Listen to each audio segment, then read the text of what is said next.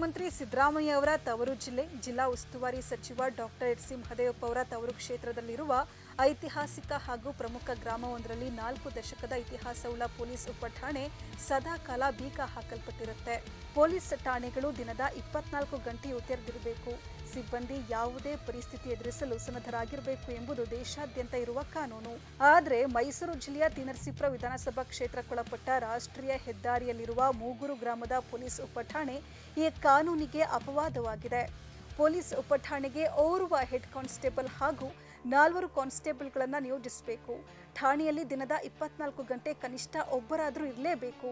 ವಿಚಿತ್ರವೆಂದರೆ ಈ ಠಾಣೆಗೆ ನಿಯೋಜನೆಗೊಂಡಿರೋದು ಕೇವಲ 2 ಸಿಬ್ಬಂದಿ ಮಾತ್ರ.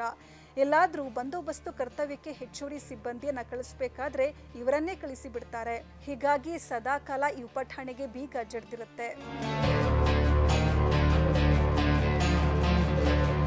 ಗ್ರಾಮದಲ್ಲಿ ಏನಾದರೂ ಸಮಸ್ಯೆ ಉಂಟಾದಾಗ ಅಥವಾ ಈ ಗ್ರಾಮವನ್ನು ಹಾದು ಹೋಗುವ ರಾಷ್ಟ್ರೀಯ ಹೆದ್ದಾರಿಯಲ್ಲಿ ಅಪಘಾತ ಸಂಭವಿಸಿದಾಗ ನೊಂದ ಜನರಿಗೆ ಮೂಗೂರಿನ ಉಪಠಾಣೆ ಇದೆ, ಸಹಾಯ ಪಡಿಬಹುದು ಅಂತ ಭಾವಿಸಿ ಬಂದರೆ ಠಾಣೆಗೆ ಹಾಕಿರುವ ಬೀಗವನ್ನು ನೋಡಿ ಪೊಲೀಸ್ ಇಲಾಖೆಗೆ ಹಿಡಿಶಾಪ ಹಾಕುವಂತಹ ಪರಿಸ್ಥಿತಿ ನಿರ್ಮಾಣವಾಗಿದೆ.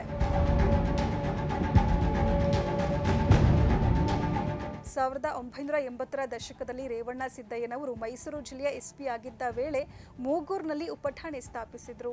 ಗ್ರಾಮದಲ್ಲಿ ಏನಾದರೂ ಸಮಸ್ಯೆ ಉಂಟಾದರೆ ಅಥವಾ ಅಲ್ಲಿರುವ ಪ್ರಸಿದ್ಧ ಶ್ರೀ ತ್ರಿಪುರ ಸುಂದರಿ ಅಮ್ಮನವರ ದೇವಸ್ಥಾನದಲ್ಲಿ ಭಕ್ತಾದಿಗಳ ಸಂಖ್ಯೆ ಹೆಚ್ಚಳವಾದರೆ ಅದನ್ನು ನಿಭಾಯಿಸುವ ಸಲುವಾಗಿ ಉಪಠಾಣೆಯ ಅವಶ್ಯಕತೆ ಇದೆ ಅಂತ ಭಾವಿಸಿ ಅವರು ಆಗ ಈ ಉಪಠಾಣೆಯನ್ನು ಸ್ಥಾಪಿಸಿದ್ರು.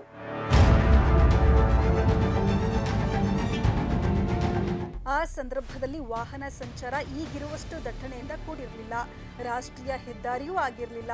ಗ್ರಾಮದಲ್ಲಿ ಏನಾದರೂ ಸಮಸ್ಯೆ ಉಂಟಾದರೆ ಬಹುಶಃ ಅಲ್ಲಿನ ಸಿಬ್ಬಂದಿಯೇ ನಿಭಾಯಿಸ್ತಾ ಇದ್ರು. ಅವಶ್ಯಕತೆ ಇದ್ದಲ್ಲಿ ತಿ.ನರಸೀಪುರ ಠಾಣೆಗೆ ವೈರ್ಲೆಸ್ ಮೂಲಕ ಮಾಹಿತಿ ರವಾನಿಸಿ ಹೆಚ್ಚಿನ ಸಿಬ್ಬಂದಿಯನ್ನು ಕರೆಸಿಕೊಳ್ತಾ ಇದ್ರು. 4 ದಶಕದ ಹಿಂದೆ ಈ ಗ್ರಾಮಕ್ಕೆ ಪೊಲೀಸ್ ಉಪಠಾಣೆ ಅವಶ್ಯಕತೆ ಇತ್ತು ಎಂದ ಮೇಲೆ ಈಗಿನ ಪರಿಸ್ಥಿತಿಗೆ ಮೂಗೂರು ಗ್ರಾಮದಲ್ಲಿ ಪೊಲೀಸ್ ಠಾಣೆಯನ್ನೇ ಸ್ಥಾಪಿಸಿ ಕನಿಷ್ಠ ಪಕ್ಷ ಸಬ್ ಇನ್ಸ್ಪೆಕ್ಟರ್ ನೇತೃತ್ವದಲ್ಲಿ ಠಾಣೆ ಕಾರ್ಯನಿರ್ವಹಿಸಬೇಕಿತ್ತು. ಈ ಸಂಬಂಧ ಸರ್ಕಾರಕ್ಕೆ ಪ್ರಸ್ತಾವನೆಯೂ ಸಲ್ಲಿಕೆ ಆಗಿದೆ ಅಂತ ಹೇಳಲಾಗ್ತಾ ಇದೆ. ಆದರೆ ಈ ಪ್ರಸ್ತಾವನೆಯು ಕಡತ ಎಲ್ಲಿ ಧೂಳು ಹಿಡಿತಾ ಇದೆಯೋ ಗೊತ್ತಿಲ್ಲ.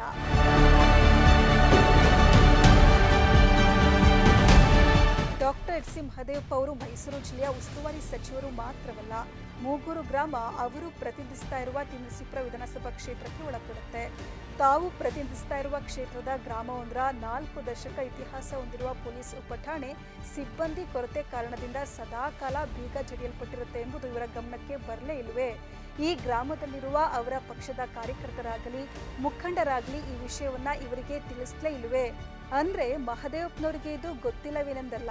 ಪ್ರತಿಯೊಂದು ಸಭೆ ಸಮಾರಂಭದಲ್ಲೂ ಸಂವಿಧಾನ ರಕ್ಷಣೆ ಬಗ್ಗೆ ಗಂಟೆಗಟ್ಟಲೆ ಭಾಷಣ ಬಿಗಿಯುವ ಇವರು ಕಾನೂನು ಸುವ್ಯವಸ್ಥೆ ಕಾಪಾಡುವ ಬಗ್ಗೆ ಉದಾಸೀನ ತೋರ್ತಾ ಇದ್ದಾರೇನೋ ಎಂಬ ಕುಹಕದ ಮಾತುಗಳು ಕೇಳಿ ಬರ್ತಾ ಇವೆ.